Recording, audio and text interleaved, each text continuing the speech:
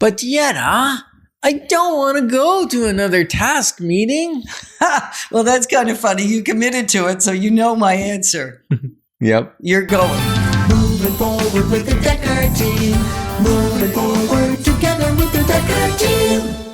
It's an honor that for over 30 years, you've invited us to come alongside you, buying, selling, and investing in real estate over 3,117 times. And even bigger than that, you've let us come alongside you around building your fund, building your faith, building your finances, and even strengthening, healing, and flourishing inside relationships. So really 30 years of building your home, your life, and your wealth. So as we discover today, when things get in the way of commitments, it's a choice whether you let them take over or not.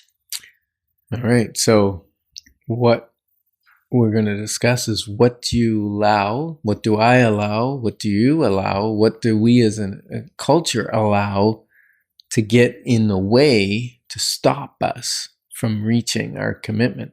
And a commitment is to do something, do it well, and do it by a certain time, typically. Well, that's a piece of it, and it's to do it to the best of your ability. Like when somebody hands in, and maybe this has happened to you, hand in whether it's an assignment at school or whether it's a project at work or whether it's a client that's doing a repair on a house. And they do it just to say it's done. And it isn't done with excellence or to the best of their ability.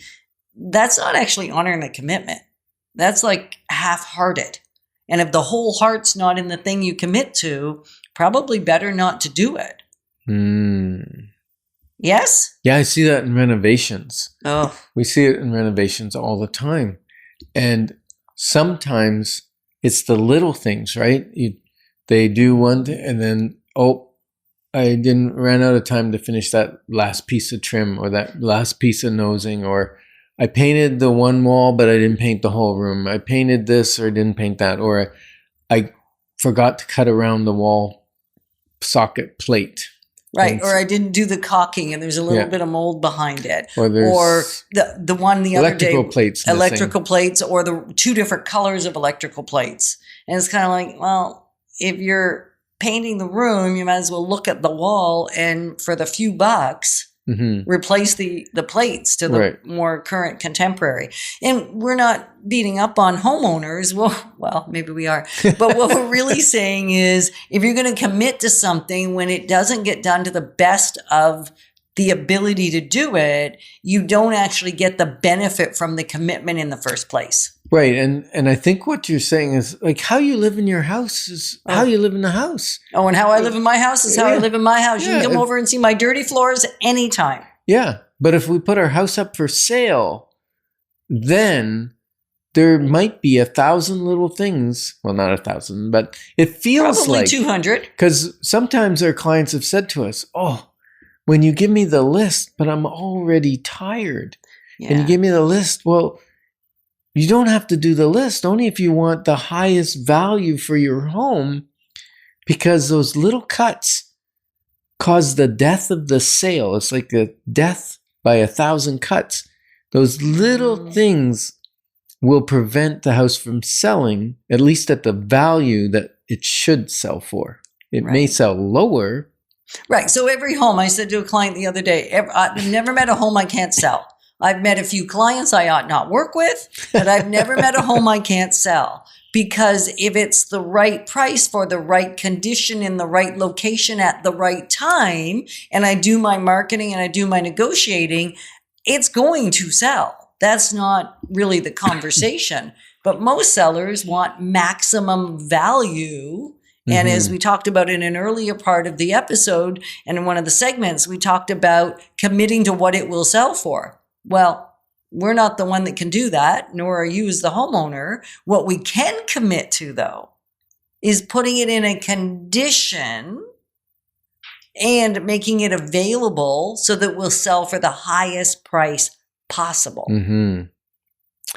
Yeah, and we talked about that task force at the beginning where I said I didn't want to go. Yeah. I kind of embellished that. Yeah.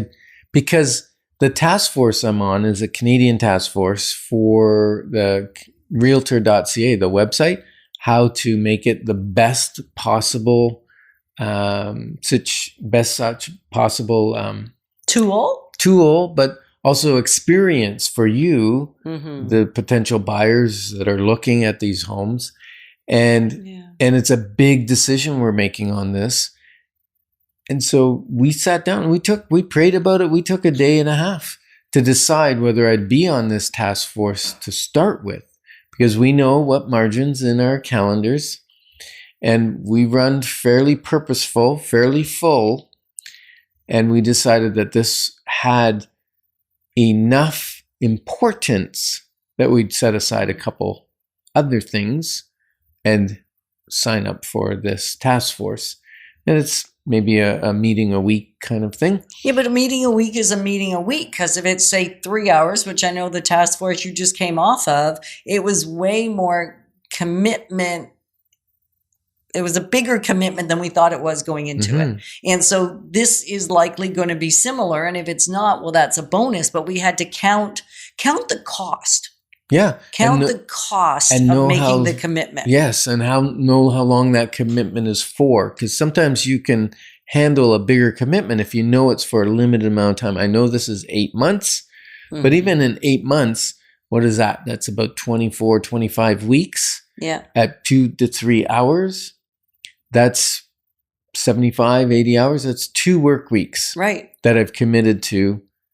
And it's either going to be, now I'm going to spend more time at night to keep my other work going, or I have to squeeze it in somewhere or whatever. Like it has an effect. Everything you commit to has an effect. Right. So the overcommitment piece, how we avoid it sometimes, is doing the math. Like Ken just did, we do the math of, yes, it's only an hour, it's only a half an hour, it's only a 20-hour course, but what does that really mean? And I will typically take it down, and so do you, like you just did, to how many work weeks is that? Yeah, like when you say, oh, I'm just going to do this 1 hour call a week, this mastermind or this group or whatever, and I go, okay. But recognize that's a full work week and a half. More. Week and a half. Right. That you're committing to a phone call. Right. So do you get value out of that? How do you get enough value to say I'm using a week and a half of work weeks to this thing every single year? So we will reassess every quarter all the commitments we make, because if we don't reassess, so that will be one of our strategies, is even when you commit to something and you've done the calculation and you've done it right, reassess on a regular basis to make sure it's still working for you. That's really important. And if it's not, it's okay to pull something out. It's okay to say, you know what? I no longer want to commit to this. But be careful, because sometimes when you commit to something, there's going to be fear that might want to stop you from reaching your commitment. There might be fun. The guys call you to go out for a beer or to go golfing or something, and you had the commitment to do your work. It might be fatigue. Right. There might be other opportunities. There might be obstructions. It's just be aware of what's getting in your way. And if it's not a valid reason, push through. So are you committed? And so we're going to encourage you to sit down and think about your commitments for 30 minutes. Like, write a list. What are you currently committed to? And then assess whether it still works. We're honored to be your advocates on this journey of building wealth through real estate and having a life exponential. Moving forward with the Dekker Team. Moving forward